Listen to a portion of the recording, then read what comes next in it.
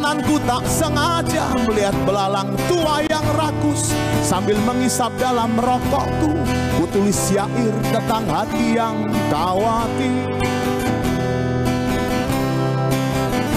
Sebab menyaksikan akhir dari kerakusan belalang tua yang tak kenyang-kenyang.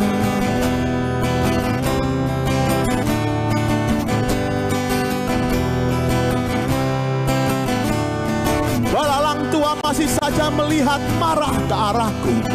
Aku menjadi grogi dibuatnya. Aku tak tahu apa yang dipikirkan. Tiba-tiba angin berhenti mendasi, daun pun berhenti bergoyang. Walau hampir habis, daun tak jadi patah. Belalang tua yang tak kenyang-kenyang. Kisah belalang tua di ujung daun yang hampir jatuh tetapi tak jatuh. Kisah belalang tua yang berhenti mengunyah, sebab ku bilang tak kenyang-kenyang. Kisah belalang tua di ujung daun yang kakinya berjumlah 6. Kisah belalang tua yang berhenti mengunyah, sebab ku bilang kamu serakah. Oh, oh, oh, oh, oh,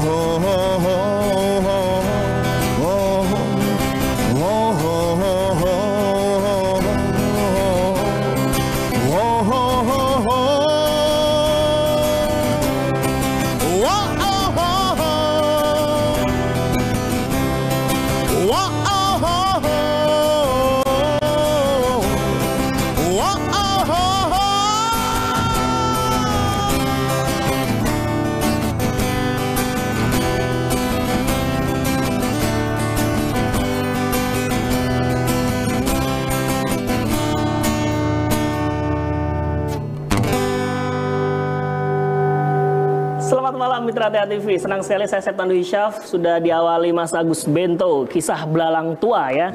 Belalang tua. Lagunya Bang Iwan Fals selalu menemani kita di Politik Asik, asik pilihnya, asik demokrasinya. Sebagai program untuk meliterasi demokrasi seluruh warga masyarakat yang tentu di tahun 2024 ini ada 2 agenda besar.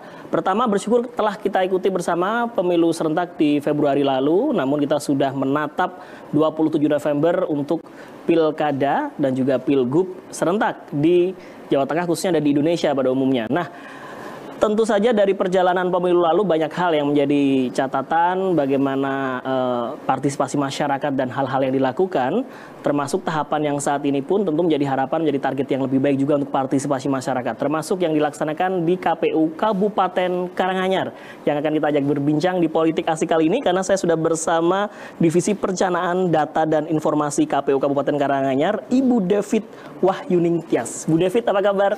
Baik, Mas Ando. Selalu semangat.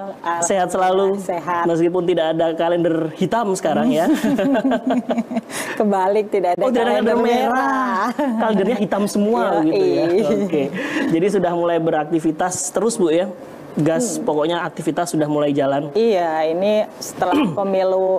Ini pemilu sebenarnya juga masih tahapan masih sih, tahapan gitu. Ya, untuk kemarin, tapi ya. Kan alhamdulillah semua sudah berjalan dengan baik gitu. Nah, ini kita tancap gas untuk gaspol pilkada. Nah, kita akan membahas pemutakhiran data pemilih dan sosialisasi untuk gerakan coklit begitu kira-kira Bu.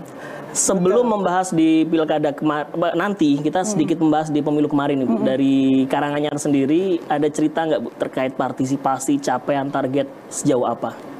Karanganyar sih untuk pemilu 2024 ini sangat luar biasa ya. Partisipasinya juga naik gitu. Kalau di pemilu 2019 itu ada di angka 82, ini kita bisa mencapai di angka 85-an.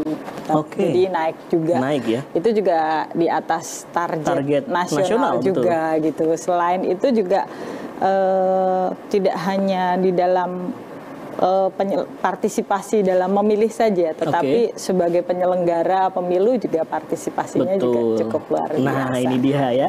Tentu saja 3 Mei betul ya sudah peluncuran atau untuk Pilkada dan juga Pilgub ini memang sudah menjadi proses tahapan demi tahapan berlangsung. Kita update terlebih dahulu Bu. Untuk saat ini apa yang memang tengah dilakukan oleh KPU di Karanganyar khususnya? Iya, saat ini kita sedang melaksanakan tahapan pilkada. Nah, ini kita sudah kemarin di tahapan pencalonan perseorangan sudah nih gitu. Ini kita menapak di tahapan pemutakhiran data pemilih gitu. Nah, kalau sebenarnya di dalam pemilu itu kan ada 3 aktor penting gitu. Yang pertama itu adalah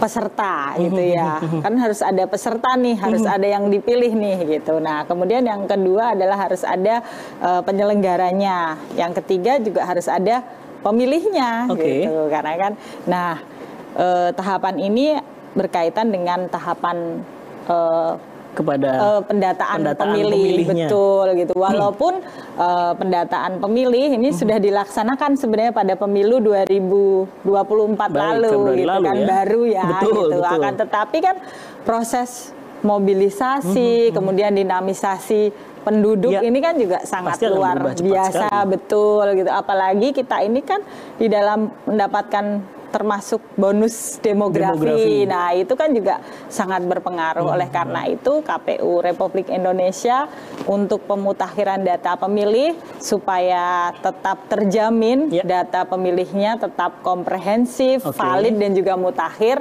maka dilakukan pendataan kembali gitu. Ini saat ini nanti besok 24 Juni hari Senin besok akan dimulai pendataan untuk langsung rumah ke rumah, sensus gitu. Iya, modelnya hampir seperti sensus itu ya? Ya, namanya gerakan coklit. Gerakan coklit. Ya, bukan colek sedikit loh ya. Bisa aja Bu. Iya, coklit itu pencocokan dan penelitian. Betul gitu. Dan ini memang petugas yang akhirnya bergerak begitu, ini petugas yang kemarin terdaftar di Pantarlih begitu Bu ya? Iya, betul. Ini kan petugasnya Pantarlih ini kita cerita dulu ya. Boleh, pembentukan TPS. Nah, kalau dulu pada pemilu ini kan satu TPS karena pemilihannya banyak nih, 5 jenis. Jadi satu TPS itu pemilihnya hanya 300. Karena kan harapannya bisa terlayani dengan baik. Nah, karena sekarang nanti hanya dua jenis pemilihan. Kita kan nanti 27 November 2024 yang pertama akan memilih gubernur Jawa Tengah dan wakilnya. Kemudian yang kedua akan memilih bupati dan wakil bupati di Kabupaten Karanganyar. Nah, oleh karena itu, karena jenis pemilihannya hanya 2, maka jumlah pemilihnya ini ditambah dalam satu TPS. Betul. Kalau di pemilu sebanyak maksimal 300, nah kalau sekarang ini maksimal 2 kali lipatnya 600. 2 kali lipat 600. Iya, sehingga jumlah TPS-nya berkurang. Betul. Kalau di pemilu 2024 kemarin di Kabupaten Karanganyar ada 3.200 TPS gitu ya. Kalau sekarang ada 1.344 TPS. Nah, berkurang satu tapi ya, petugas untuk pemutakhiran data pemilihnya ini tidak berkurang jauh karena kan tugasnya nanti melakukan pendataan. Nah, ini maksimal satu petugas itu hanya 400 sehingga kalau sebagian besar TPS itu juga petugasnya tetap 2. Kalau kemarin di pemilu itu petugasnya 1. Ada 1. Iya, gitu. Artinya Bu, dengan saya tadi mencoba flashback lagi, target yang luar biasa capainya 85% begitu. Sedangkan kita tahu Kabupaten Karanganyar jangkauan secara geografis begitu beragam begitu. Apa yang memang dilakukan dari upaya sosialisasi, pendekatan ke masyarakat yang akhirnya harapannya kesuksesan itu terulang kembali nanti di pilkada? Optimis ya, apalagi ini kan pilkada ya. Kalau kedekatan emosionalnya kan jauh lebih tinggi ya. Betul. Lebih dekat, lebih emosi gitu. Enggak gitu. Emosi datang ke TPS buat nyoblos, kira-kira begitu lah. Betul gitu ya. Jadi maksudnya sense of-nya kan lebih besar, jadi masyarakat. Iya betul. Itu jadinya kita optimis sih ke depan nanti juga partisipasi masyarakat ini juga akan luar biasa gitu. Oke. Tapi ada tantangan nggak sih Bu? Kalau identiknya kan pemilu kemarin atau pilkada nanti mesti tanggal merah, hari libur. Memang begitu. diliburkan. Dan diliburkan kan begitu. Dan kita tahu Kabupaten Karanganyar adalah bumi intan pari, pariwisatanya cukup tinggi. Artinya apakah kemudian di situ sempat ada nggak kira-kira mas justru tempat wisata ramai begitu? Banyak orang-orang luar daerah yang nggak milih di daerahnya mas justru berwisata ke Karanganyar. Ada sempat antisipasi untuk itu kah? Kalau hal itu kan memang sudah diantisipasi ya, tapi kita percaya kok kalau masyarakat itu ya itu tadi sense of-nya pasti akan lebih tinggi gitu. Jadi udah tahulah ya mana kapan bisa berwisata dan kapan menggunakan haknya dengan baik. Apalagi kan ini istilahnya memilih pemimpin yang berhubungan langsung dengan mereka gitu. Ya kalau kita sih juga berusaha untuk memberikan layanan yang terbaik gitu. Jadi memang untuk pemilih-pemilih selama itu masih dalam satu provinsi Jawa Tengah itu kan nanti juga difasilitasi dengan pemilih pindahan. Jadi orang dari luar selama dia berKTP Jawa Tengah itu masih bisa memilih di Karanganyar kalau dia sudah mengurus pindah memilihnya gitu. Dan itu akhirnya hanya pilgubnya saja. Kalau dia dari seperti waktu pemilu kemarin berarti ada beberapa yang dia tidak bisa milih ya. Iya, betul. Pilegnya sesuai daerahnya masing-masing dan ini juga nanti akan berlaku seperti itu. Iya, karena kan kita basisnya pendataan ini harus sesuai dengan KTP, alamat di KTP elektronik. Oke. Baik, nah nanti kita akan bahas di segmen berikutnya Bu Devi tentang teknis yang mungkin biar masyarakat tidak bingung ketika petugas Pantarlih hadir dari rumah ke rumah, dari pintu ke pintu, ini harus seperti apa yang harus dipersiapkan. Kita akan kembali setelah yang satu ini, tetaplah bersama kami di Politik Asik. Bagimu Indonesia, suarakan demokrasi, menggapai cita Indonesia jaya. Asik politiknya, asik demokrasinya. Yes.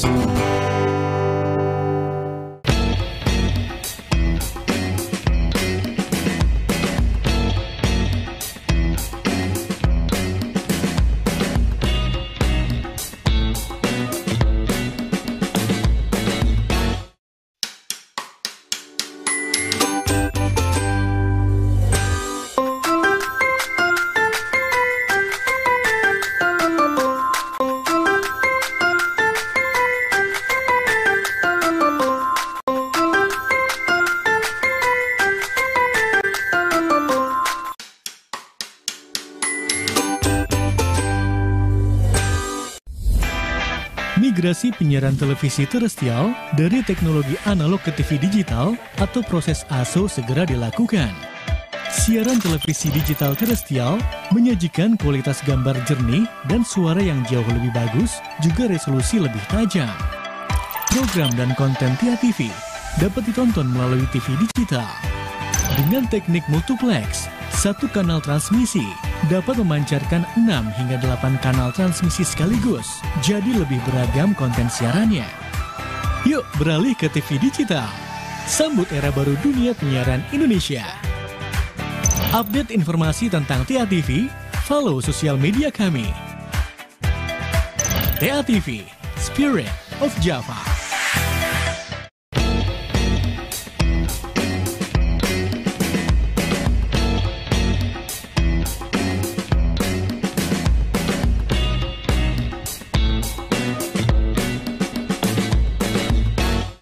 Bagimu Indonesia, suarakan demokrasi, menggapai cita Indonesia jaya. Asik politiknya, asik demokrasinya. Yes. Terima kasih. Kita lanjut kembali di segmen kedua kali ini. Sudah kita bahas di segmen awal tadi yang mereview bagaimana upaya yang dilakukan untuk mensosialisasikan, meningkatkan partisipasi pemilih di pemilu serentak Februari lalu di Kabupaten Karanganyar khususnya. Dan saat ini, nah tentu masyarakat kemudian harus bersiap menyambut kehadiran teman-teman Pantarlih nih. Kira-kira begitu Bu David ya. Dari atributnya, dari apa yang harus dipersiapkan biar tidak kaget Bu ketika nanti ketuk-ketuk rumah di jam berapa sampai jam berapa ini masa bertugasnya. Boleh diceritakan nih Bu? Iya, jadi mulai Senin 24 Juni 2024 sampai dengan nanti 25 Juli, jadi satu bulan nanti petugas Pantarlih akan mendatangi warga masyarakat gitu ya, rumah ke rumah, door to door, jadi tidak hanya dilakukan di belakang meja saja gitu ya, tetapi dengan mendatangi rumah ke rumah. Nah ini yang nanti warga masyarakat harapannya bisa berpartisipasi aktif gitu ya. Kalau petugasnya nanti, petugas dari kami akan memakai seragam khusus, seragam Pantarlih dengan rompinya, kemudian juga ada topi Pantarlih, kemudian juga ada ID card gitu. Jadi biar nggak dikira debt collector gitu. Nanti terlanjur sembunyi di ketuk-ketuk, wah siapa? Kan nggak asik ya.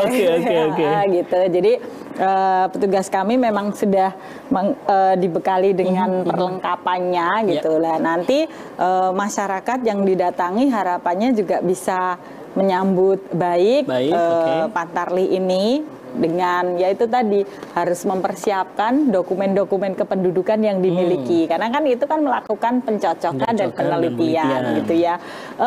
Kadangkala itu ada gitu, misalkan NIK-nya itu kadang nggak sesuai gitu ya. Jadi kan saat itu bisa dilakukan pencocokan. Jadi di situ nanti dokumennya, dokumen KTP-nya, dokumen KK-nya itu dilakukan pencocokan dan penelitian. Kalau sudah cocok, sudah sesuai, berarti sudah nanti sesuai gitu ya, terdaftar. Nah, nanti juga petugas kami akan melakukan pendataan apakah di dalam keluarga tersebut ada pemilih baru. Nah, pemilih baru itu misalkan yang berusia 17 tahun, yang nanti 27 November sudah berusia 17 tahun. Nah, itu akan dimasukkan sebagai pemilih baru, didata sebagai pemilih baru. Nah, misalkan juga pemilih baru itu bisa juga misalkan dari pindahan, warga pindahan dari luar daerah.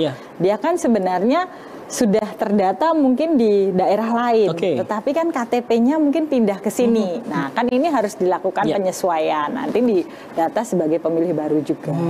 Kemudian juga misalkan anggota TNI, Polri yang sudah purna. Nah, itu juga nanti akan didata sebagai pemilih baru. Ya, kemudian juga akan dilakukan pendataan juga terhadap pemilih-pemilih yang sudah tidak memenuhi syarat. Nah, misalkan kalau ada warganya yang sudah meninggal dunia, misalkan kan ini kan harus dicoret biar nanti lebih valid lagi datanya gitu. Kemudian ada yang pindah keluar daerah, tidak di sini lagi. Nah, itu juga dilakukan pencatatan dan pendataan gitu.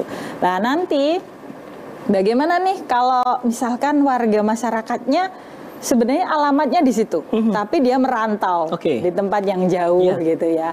Nah, ini juga selama ada, kalau ada keluarganya gitu ya, nanti kita tetap kita cocokkan. Kalau bisa nanti kita hubungi, kita telepon, tetap harus dicocokkan tadi data-data KTP-nya ini sudah betul, apakah fotonya juga kayak gitu-gitu. Karena ya harapannya tadi kita nanti data pemilih ini benar-benar valid dan juga mutakhir, dan yang pasti seluruh warga ini terdata. Jadi nanti kan baru bisa menggunakan hak pilihnya kalau terdaftar. Kalau dia nggak terdaftar kan nggak bisa menggunakan hak pilihnya. Artinya setelah proses coklit tadi akan ada misalkan sesuatu yang harus ditindaklanjuti oleh warga. Misal dia kakaknya di tempat tertentu misalkan, hanya tinggalnya di saat yang dikunjungi tadi. Artinya di tempat asalnya dia juga didata, yang mungkin ada orang tuanya misalkan, tapi anak ini juga didata di rumah yang saat ini dia berdomisili. Itu teknisnya akan melaporkan otomatis akan kembali ke sana atau bagaimana, Bu? Kalau saat ini pendataannya berdasarkan alamat KTP elektronik yang dimiliki. Jadi kalau dia KTP-nya di sana, di luar ya, dia didatanya tetap sesuai di alamat asal KTP tersebut. Sehingga meskipun dia tinggal di perumahan, kan banyak nih Bu perumahan-perumahan baru misalkan, dia tinggal di situ. KTP-nya masih dengan orang tua misalkan. Jadi dia nggak mungkin petugas coklit datang ke perumahan-perumahan yang belum ada KTP dia tinggal di situ ya. Nah, nanti kalau mau menggunakan hak pilihnya di sini, itu nanti prosesnya ada namanya pendataan pemilih pindahan. Itu nanti tapi prosesnya masih nanti di bulan September mulainya gitu. Kalau saat ini kita fokus pada pendataan secara de jure sesuai KTP elektronik, alamat KTP elektronik, sehingga harapannya tidak ada yang tercecer gitu. Kan nanti bertahap. Termasuk ketika tadi perubahan kondisi keluarga yang mohon maaf meninggal dunia segala macam, cukup didata saja atau keluarga harus mengurus sesuatu begitu? Harus ada dokumen pendukungnya. Iya, jadi kita nggak serta-merta kemudian mencatat apa adanya saat itu. Meninggal. Kita sebagai petugas karena tadi prinsipnya adalah de jure. Jadi harus ada bukti otentik, harus ada misalkan kalau meninggal dunia ya harus melampirkan akte kematian gitu. Kalau dia pindah ke alamat sudah harus memberikan alamat barunya sudah harus diketahui. Karena apa? Kalau tahu-tahu kita mendelete istilahnya lah, nanti bisa menghilangkan hak pilih warga negara gitu. Itu yang sangat kita hindari. Gitu. Nah ini ya warga masyarakat khususnya di Kabupaten Karanganyar ya 24 Juni sampai 25 Juli ya kurang lebih 1 bulan. Akhirnya nanti jadi satu kesempatan dan hari kerja Senin sampai ya itu setiap hari, artinya gitu. Artinya bisa Sabtu Minggu pun pasti ada petugas yang bisa. Ada juga petugasnya nanti kalau mendatangi rumah, kalau nggak ada dia nanti mendatangi lagi di waktu yang bisa sewaktu. Mungkin yang pertama dikira di kolektor tadi Bu ya sembunyi ya, bisa dikirain ini besok sana lagi. Ya itu jadi satu hal yang memang pasti harus disiapkan ya, dokumen-dokumen pendukung tentu KTP, mungkin kalau ada perubahan data tadi ya termasuk mungkin SK pensiun bagi TNI Polri yang sudah purna begitu juga harus disiapkan, termasuk berarti kalau prediksi di usia 27 November dia 17 tahun, dia menunjukkan apa Bu berarti? Kan punya kakak. Sudah punya dari kakak tersebut kakaknya ya. Kan kelahirannya kan kita bisa lihat, bisa dihitung. Berarti dia harus menunggu EKTP-nya terbit atau bagaimana? Kalau di dalam pendataan itu cukup dengan kakak. Dengan kakak. Iya, tetapi kalau nanti ketika melakukan pemilihan gitu, pencoblosan kan harus memang menunjukkan KTP elektronik atau sekarang IKD boleh, digital boleh. Digital kan kadang-kala mungkin belangkonya belum ready gitu. Nah ini bisa menggunakan identitas kartu kependudukan digital. Kemudian juga bisa menggunakan biodata kependudukan. Nah yang sering terlewatkan atau yang kadang masyarakat Bu ya abai begitu lebih kemana Bu? Lebih ke hal-hal seperti apa? Lah seringnya itu begini ya, masyarakat itu kadang merasa belum butuh gitu. Mindsetnya kadang-kala kan belum merasa butuh, nah nanti tahu-tahu terlewat gitu kan, namanya pantarleh itu kan juga manusia biasa gitu. Nah ini kan makanya butuh partisipasi juga tadi ya. Dari ada kawan Bawaslu juga yang mengawal kita, yaitu tadi harapannya semua warga tetap tercatat. Nah ini partisipasi dari masyarakat, misalkan kalau ternyata ada yang meninggal dunia, itu kan ya disampaikan saja kepada petugasnya gitu. Jadinya kan tadi lebih valid. Jadi itu ya masyarakat di Kabupaten Karanganyar khususnya tentu dengan aktivitas tersebut, jadi sampaikan sesuatu yang apa adanya sesuai dengan dokumen-dokumen yang ada, dan sekali lagi partisipasi dari warga masyarakat dimulai dari saat ini sudah bisa dilakukan. Tidak hanya nanti pada saat datang ke TPS. Jadi kelancaran petugas KPU yang memang saat ini sudah mulai beraktivitas pun bisa berjalan dengan baik dan lancar. Bu, ini yang saya lanjutkan lagi nih. Dari proses tahapan ke tahapan yang terkadang masyarakat tunggu sebetulnya kapan sih saya tahu calon yang bakal saya pilih begitu kira-kira. Karena memang sekarang saya yakin euforia balon-balon atau bakal calon ini sudah mulai berterbangan nih balon-balonnya. Banyak foto-foto banyak foto-foto ya. Kira-kira ya. Dari ini bagaimana kita kemudian memberikan informasi ke masyarakat, Bu David?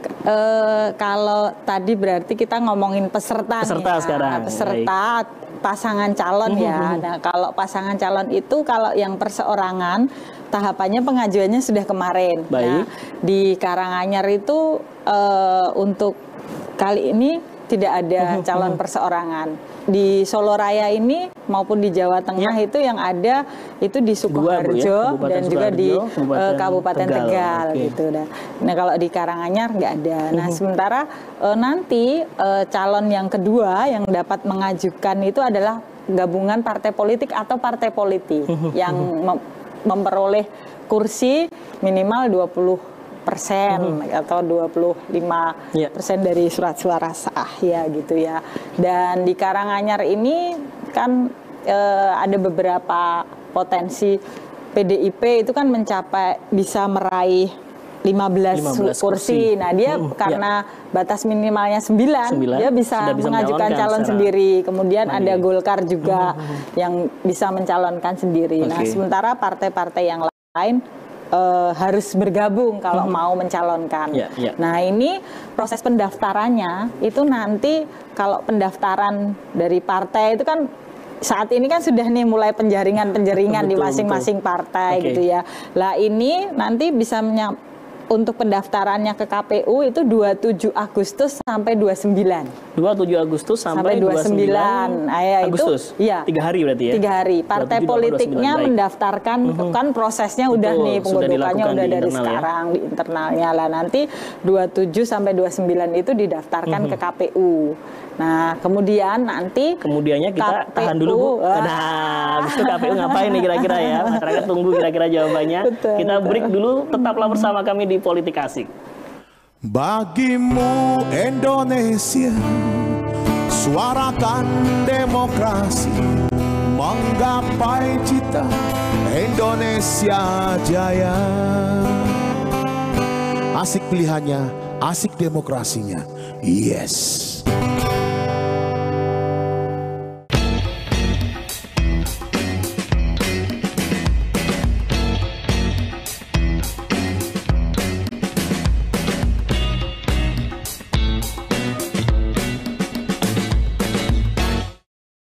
Cara nonton TATV Digital melalui TV digital terestrial.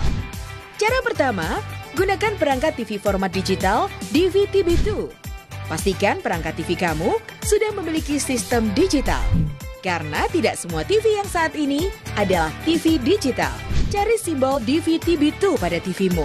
Buat mastiin kalau TV kamu berformat digital atau tidak. Nah, jangan khawatir dulu ya kalau TV kamu belum berformat digital. Kamu bisa gunakan set-top box format DVTV2 seperti pada gambar. Tenang aja, belinya gampang kok. Ada di toko-toko elektronik dan toko online dengan harga terjangkau. Nah, gampang kan? Langsung aja kepoin program-program TATV Digital Solo Jogja dan TATV Digital Kota Semarang.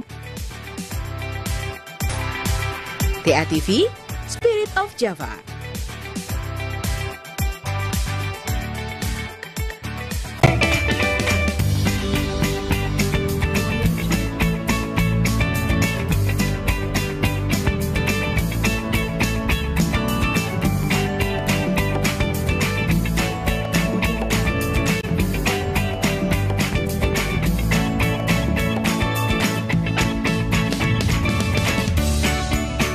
Gimana? Bersih dan jernih kan siarannya? Jangan khawatir, semua ini gratis. Tidak perlu beli kuota internet dan nggak perlu biaya berlangganan. Bagi kamu yang masih menggunakan TV analog, cukup dengan satu langkah mudah. Untuk televisi yang sudah siap digital, cukup scan ulang siaran TV kamu untuk menangkap siaran TV digital.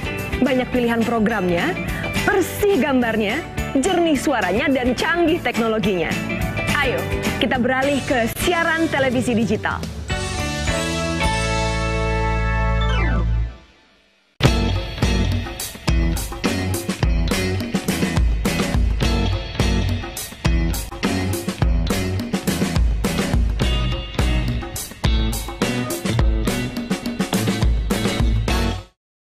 Bagimu Indonesia, suarakan demokrasi, menggapai cita Indonesia jaya.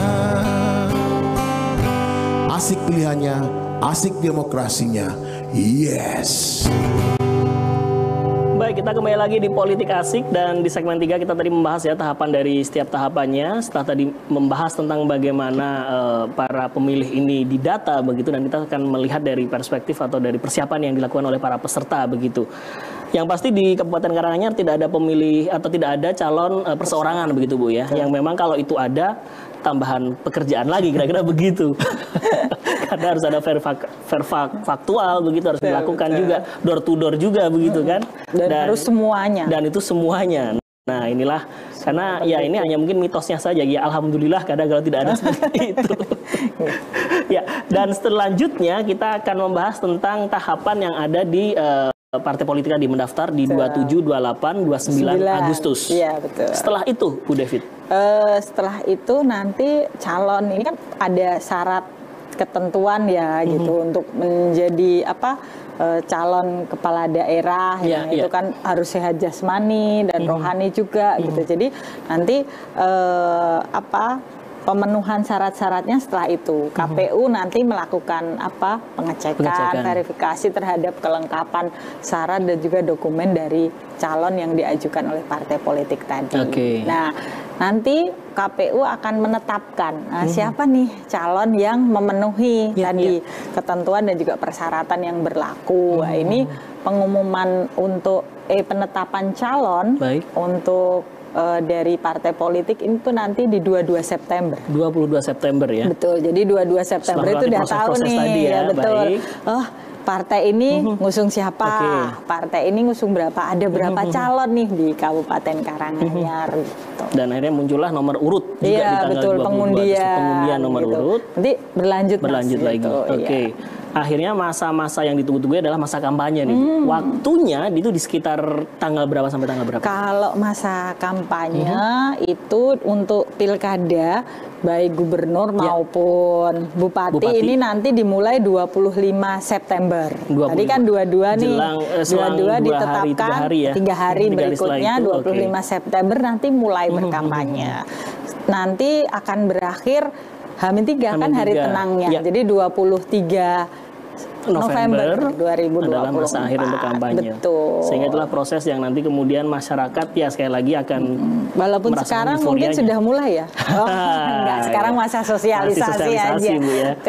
Kenalan dulu biar nanti juga hadir di sana. Nah, khusus kriteria lokasi-lokasi yang memang ada di Karanganyar Ibu, apakah ada tempat-tempat atau yang memang diperhatikan untuk TPS nantinya, kriteria lokasi khusus ini? Yang pasti kalau TPS itu kita ya yang mudah diakses gitu ya, karena kan apalagi ini juga dengan pemilih yang cukup besar gitu kan, jadinya yang bisa diakses oleh semua pemilih, aksesibilitasnya bagus. Kemudian yang kedua dia juga bebas dari mungkin banjir, bencana alam dan lain sebagainya. Dan ketiga juga harus ini sinyalnya juga harus bagus gitu ya. Karena kan kalau sekarang itu apa-apa semua pakai dukungan teknologi, digital. Sistem informasi seperti itu kriterianya. Ya, karena memang ya pengalaman dari pemilu lalu juga Bu ya yang menjadi salah satu evaluasi kita bersama lah dari sisi teknologi juga harus diperhatikan. Artinya kalau TPS khusus ada nggak Bu di Karanganyar? Kalau TPS khusus pada pemilu 2024 di Karanganyar juga nggak ada. Karena kan tempat kami itu TPS khusus itu kan bisa didirikan di lapas, kemudian rumah sakit, kemudian juga pondok pesantren. Nah, kalau kemarin itu tidak ada di Karanganyar karena dengan menjadi di TPS khusus ini kan kadangkala haknya tidak semuanya dapat, ya kan? Misalkan milihnya 5 tapi hanya dapat 3. Nah, dengan begitu kalau di kemarin itu lebih memilih untuk pulang ke daerahnya masing-masing biar mendapatkan full dari apa yang menjadi haknya dia harus memilih gitu. Nah, apalagi kalau ini ke depan kan hanya se-Jawa Tengah ya lingkupnya. Ini kan jadinya mungkin lebih bisa dijangkau. Jadi sepertinya mungkin akan lebih banyak kembali karena biar ya itu tadi betul bisa memilih, antusiasmenya kan tinggi gitu. Tapi kita juga memberikan sosialisasi kepada pondok-pondok pesantren, kepada rumah sakit ini untuk yaitu tadi untuk pendataan ini juga biar jangan terlewat. Oke. Nah, ini juga satu menyambung pertanyaan saya di awal tadi, apakah banyak pendatang-pendatang yang kemudian pas hari H dia memilihnya di Tawangmangu misalkan karena sudah berencana saya mau liburan nih terus saya pindah ke sana, apakah juga terjadi seperti itu? Oh, kalau proses pindah memilih itu kan juga ada masa kepengurusannya ya. Karena kan kita itu nggak nyoblos itu kan nggak cuman serta-merta ya nyoblos terus surat suaranya ada langsung cetak kan enggak. Kan segala sesuatunya kita harus punya prinsip efektif, efisien juga. Kita kan menggunakan sumber daya dari negara nih gitu. Jadi ya memang harus ada aturan-aturannya, terutama kaitannya dengan logistik. Itu kan surat suara itu kan nggak bisa ditenteng-tenteng, nggak bisa dioper-oper gitu. Jadi kalau proses pindah memilih itu juga ada syaratnya, harus sudah diurus gitu maksimal. Dan ada kategori-kategori juga Bu ya, tidak asal pindah saja mau piknik terus jadi, mau pilih di sana. Maksimal itu kan 7 hari,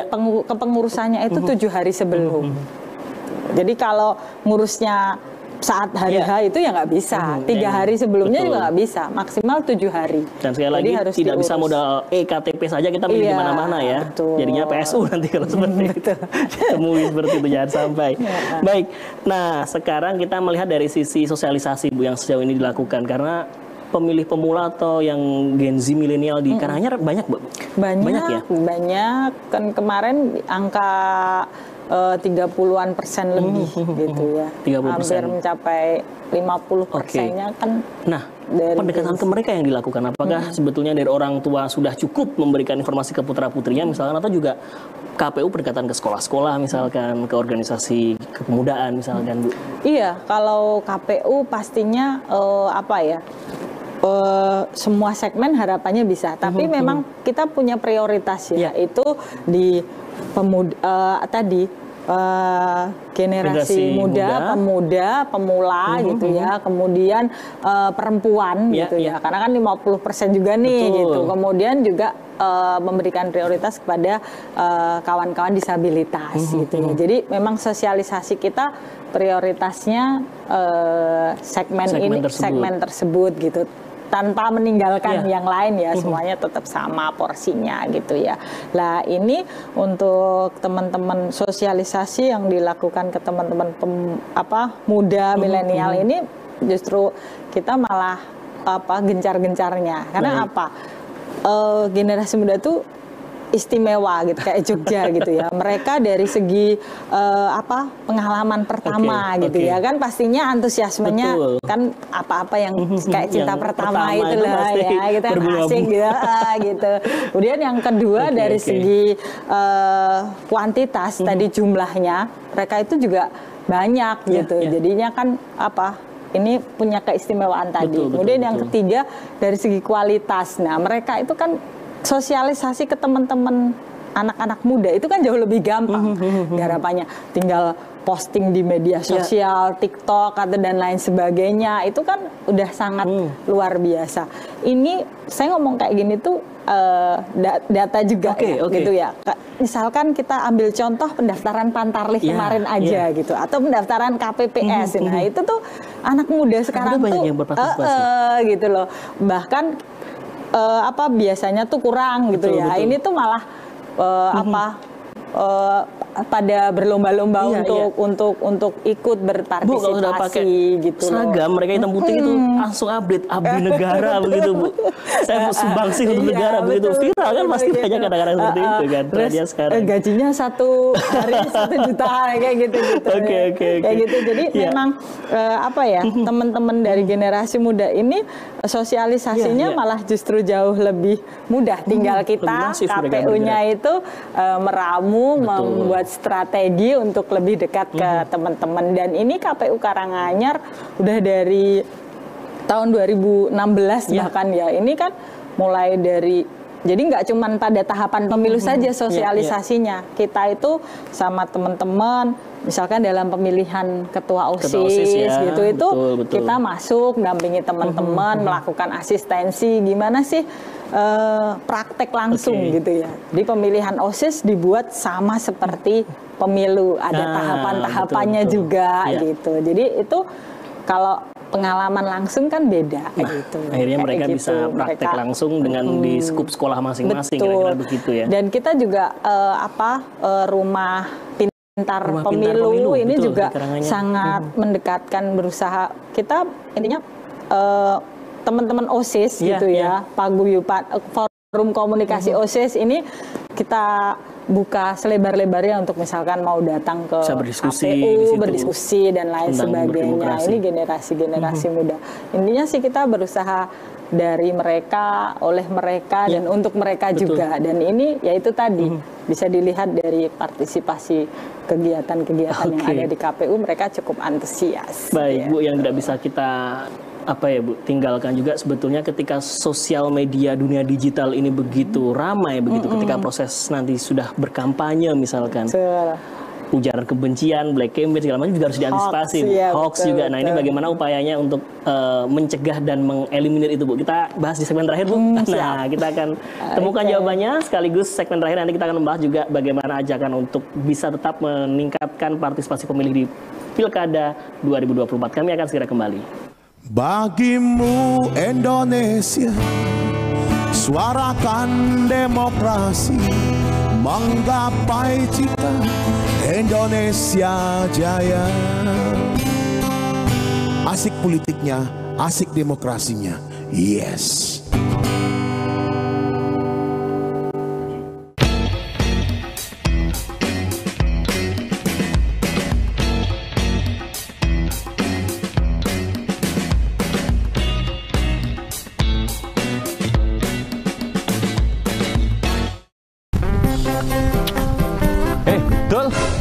Apa Pak Babin? Ngopo kene kene? Iki lagi berburu burung hantu. Ngarang burung hantu wis dipateni, Dul. Emang kenapa? Itu membantu petani membasmi hama tikus karena burung hantu ini makannya 2 sampai 3 ekor tikus semalam. Pak Babin, iki zamane milenial. Iki deloki saweku. Ini mlumpat. Iki delono sawe dul kemit. Smart solution, ora perlu nggo burung hantu, cukup dialiri tegangan listrik, nggo kabel kayak kawat. Dadi mengko nek tikus lewat, cedet kesetrum mudar. Itu bukan bahaya, nek ngenangi menungso kok iso meninggal dunia lo. Kok soalnya tegangannya rendah, iki tak bukteke. Tolong. Piye? Bahaya ora listriknya, Dul? Iya.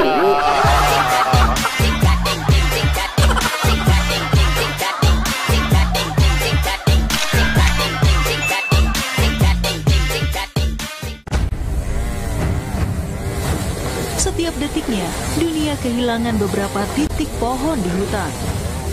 Manusia serakah membuat rusaknya ekosistem hutan sebagai penahan air.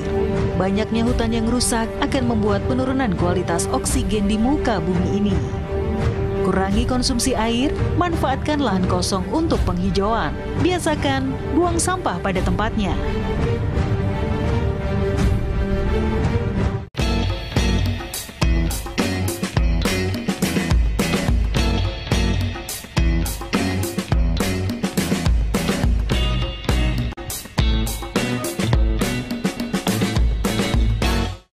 Bagimu Indonesia, suarakan demokrasi, menggapai cita Indonesia jaya.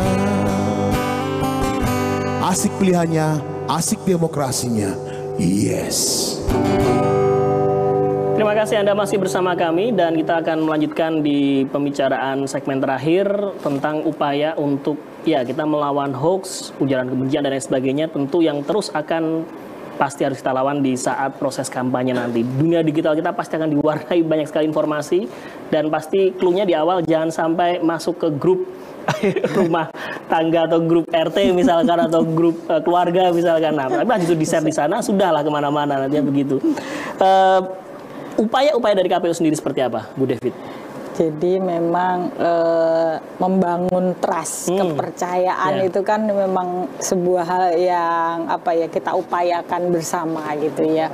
Bagaimana kemudian KPU ini juga melalui semua platform media sosial yang ada, kemudian juga melalui websitenya, melalui laman KPU itu kita berusaha untuk memberikan informasi dan juga edukasi dan sosialisasi terhadap seluruh tahapan-tahapan yang ada gitu ya. Baik. Memberikan informasi-informasi yang benar gitu ya kepada masyarakat. Walaupun kadangkala videonya kadang-kala ya dipotong kayak gitu ya. Kayak gitu. Tapi yang pasti kita tidak putus asa ya untuk memberikan informasi yang sebenarnya kepada masyarakat gitu. Karena sebenarnya memang kalau hoax kayak gitu-gitu ya harus di counter gitu ya. Karena masyarakat harus diberikan informasi yang benar itu yang seperti apa. Kemudian juga kita mengajak kepada masyarakat untuk lebih menjadi pemilih yang cerdas gitu ya. Jadi nggak asal share, nggak asal hujat kayak gitu-gitu, tetapi lebih mengedepankan persatuan, lebih mengedepankan rasionalitas gitu. Dan sekarang itu juga masyarakat juga cukup cerdas sih gitu ya dalam menyaring informasi yang ada gitu. Dan sekarang juga banyak platform cek fakta yang kita akan mengonfirmasi berita itu benar atau tidak. Jadi jangan mudah, dan apalagi peran generasi muda tadi Bu ya. Anak-anak muda sekarang juga harus bisa kritis dan bisa memfilter begitu. Jangan asal sharing jadi harus disaring dulu sebelum di-sharing begitu. Nah, kita kembali ke topik kita Bu, dari proses coklit ini nanti sebetulnya setelah itu ketika clear tidak ada masalah di situ, apakah akan ditempel stiker di depan atau akan ada proses seperti apa? Betul. Jadi masing-masing kepala keluarga yang sudah dicoklit ini nanti akan ditempeli stiker gitu ya. Cuman kadang-kala ya ada gitu, nggak mau ditempelin stiker, kotor rumahnya gitu, banyak banget gitu ya. Itu jadi helm kali ya sah-sah juga sih gitu. Tapi harapannya sih kalau kalau udah ditempelin stiker kan petugasnya ini berarti sudah gitu ya, nanti bisa ke yang lainnya. Nah seperti itu gitu. Jadi lebih menandai saja sih bahwa rumah tersebut atau kakak tersebut ini sudah dilakukan tadi proses pendataan ya. Gitu. Bagi yang mungkin tidak ingin dikotori, siapkan solasi saja ya. Jadi yang ditempel solasinya, jadi nggak perlu ngelepas stiker lah. Jadi kalau dilepas gampang, kira-kira begitu. Yang penting ditempel di sana. Kita dokumentasikan sih yang penting gitu. Yang penting sudah ada dokumentasi di sana. Gitu. Kemudian dari proses yang sudah saat ini yang ke depan, sosialisasi yang penting dan terus dilakukan oleh KPU sendiri Bu, agar ya partisipasi kembali bisa lebih baik dan termasuk mengawal proses ini pun juga bisa tetap cerdas dalam politik, berdemokrasi. Apa yang akan dilakukan berikutnya? Iya, yang pastinya sosialisasi dengan masif ya kepada masyarakat gitu, kaitannya dengan hari H pelaksanaan gitu ya. Kita sih di Kabupaten Karanganyar kan ada nanti saat ini kita itu ada sesuai data DP4, daftar pemilih potensial pemilu, ini ada 714.905 pemilih gitu ya. Nah ini harapannya ya mereka itu semuanya tahu gitu ya, paling enggak tahulah kapan hari H pelaksanaannya 27 November 2024. Kemudian juga tapi tata cara memilih gitu ya. Kemudian ya itu tadi ikut mengajak untuk berpartisipasi dalam setiap tahapan dan proses yang dilakukan. Oke, saat 3 Mei lalu juga di launching ada si Jalu ya, Jalak Lawu yang menjadi maskot. Kemudian ada jingle juga, Jalu Panentrem. Dari situ ada mungkin makna filosofi tentang sebuah maskot dan juga jinglenya itu Bu. Iya, Jalu itu kan dari Jalak Lawu ya, itu kan faunanya Kabupaten Karanganyar, betul. Kemudian memang dari 3 pilkada yang dilalui ini kan memang kita mengambil secara berurutan Jalu, Jalak Lawu terus gitu. Nah ini juga kalau Panentrem itu harapannya nanti proses pemilihan ini tetap berjalan dengan membawa ketentraman gitu ya, sesuai dengan slogannya Karanganyar tentram. Betul gitu. Sekali. Kemudian juga nanti dapat menghasilkan pemimpin gitu ya yang baik, yang bisa membawa Kabupaten Karanganyar maju, kompetitif, tapi juga tetap harmonis. Tetap harmonis. Terima kasih Bu David. Ini penutup untuk ajakan ke pemirsa barangkali 27 November untuk datang ke TPS. Iya, untuk pemirsa TATV khususnya warga Kabupaten Karanganyar, jangan lupa pastikan diri Anda terdaftar terlebih dahulu. Ikuti proses coklit yang akan dimulai 24 Juni 2024 dan sampai dengan nanti 25 Juli 2024. Dan jangan lupa Rabu 27 November gunakan hak pilih Anda. Terima kasih Bu David atas waktunya. Salam buat rekan-rekan semua di Karanganyar, sehat selalu Bu. Ya, tentu saja sudah kita bahas dari awal sampai akhir bagaimana proses dan tahapan-tahapan di Pilkada dan Pilgub di Kabupaten Karanganyar. Tentu saja mungkin yang menyaksikan ini tidak hanya warga Kabupaten Karanganyar saja, tapi ini merupakan karena kita serentak sehingga barangkali tahapan-tahapan pun juga relatif sama dari setiap kabupaten kota di Solo Raya maupun di Jawa Tengah. Kami pamit, kita akan bahas lagi di Politik Asik lainnya tentang bagaimana kita untuk menyampaikan literasi demokrasi dan politik untuk menghasilkan pemimpin-pemimpin dengan proses yang baik di Pilkada Serentak 2024. Sampai jumpa.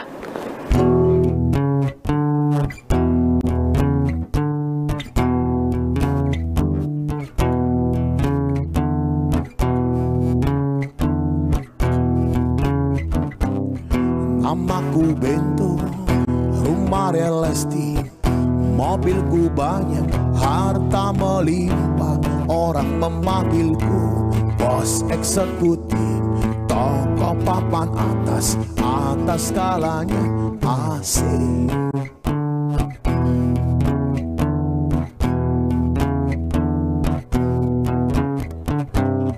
Wajahku ganteng, banyak simpanan, sekali lirik oke sajalah.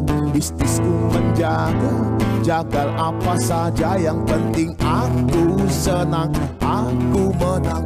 Persetan orang susah, karena aku yang penting asik. Sekali lagi asik.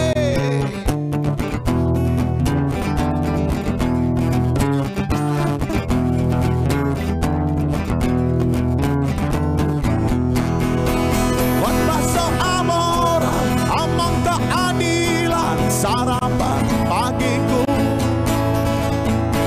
aksi tipu-tipu, lobby dan upeti jagonya.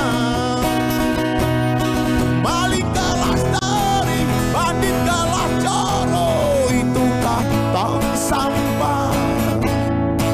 Siapa yang mau berguru datang padaku, sebut kakak namaku Bento, Bento, Bento.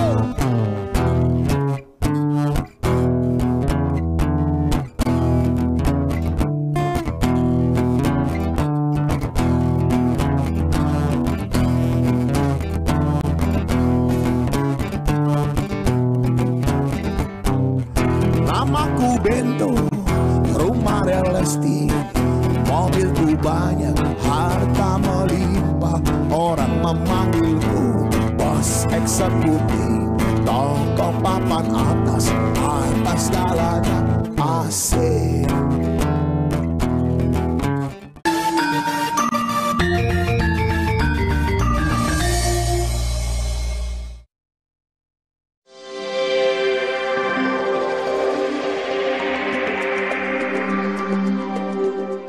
Kurikulumnya bagus, workshop saya ikut kelasnya. Dengan online-nya bukan sehari, 2 hari, 3 hari, tapi 1 bulan full. Nggak paham, bulan depannya boleh ikut lagi, bimbingan online lagi, ngulang lagi. 1 tahun misalnya kita nggak paham-paham, mau ikut terus, ngulang terus, itu murah banget.